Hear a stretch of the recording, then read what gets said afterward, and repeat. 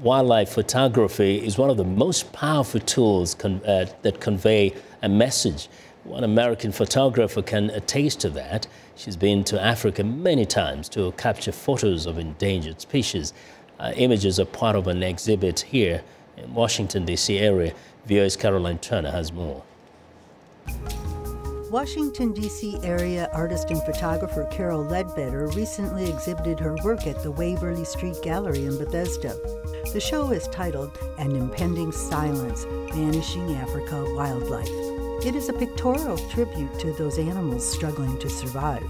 Ledbetter is dismayed to read story after story about the dwindling numbers of wildlife. She's captured stunning images of the survivors that face an ongoing struggle against the intrusion of mankind into their world. While the photographic images are captured in the wild, the artist's creativity focuses on the qualities of color, tone, texture, pattern, and form. The result is to capture the essence of the animal. The signature piece in the exhibit is called Don't Let Us Fade Away. It features ghost elephants in the foreground. It has the one elephant in the vast background, and I used two other pictures of elephants, here, and faded them away. My objective was to say, we are fading, we're still there. You may have to look hard, but we're here. About 100 elephants are killed for ivory in Africa every day, and they're on the World Wildlife Foundation endangered list. And I printed all of these images on African papers, but that enabled me, because the papers were so coarse and had such texture, to bring that textures back into the animals so that almost you could feel the texture on the elephant's skin. I watched these elephants cavort in a water hole for about a half an hour, and this was in Kruger National Park. And the most fascinating thing to me was to watch the interplay of the parents and the babies, because the babies would fall in the water, and then they would watch them struggle, and only would they come to them if the babies themselves couldn't get out. Both black and white rhinos are listed as critically endangered.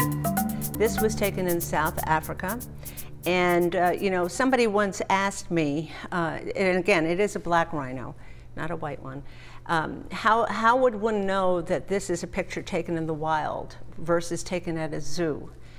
And I always point to this tiny little bird up here, this oxpecker, because they are only found in Africa. The lion is classified as vulnerable with the risk of extinction in the foreseeable future by the World Wildlife Foundation. Now we're going to go into the cats, and we have here an example of both the lion and the lioness, and they were both taken in Tanzania. Again, very yellow colors. Tanzania is famous for its wonderful yellow hues. This is part of the acacia tree, and she is on the hunt. You can see with her eye, she's just looking for what she's going to take home for dinner. And actually, she brings it back to the male, and he gets to eat first.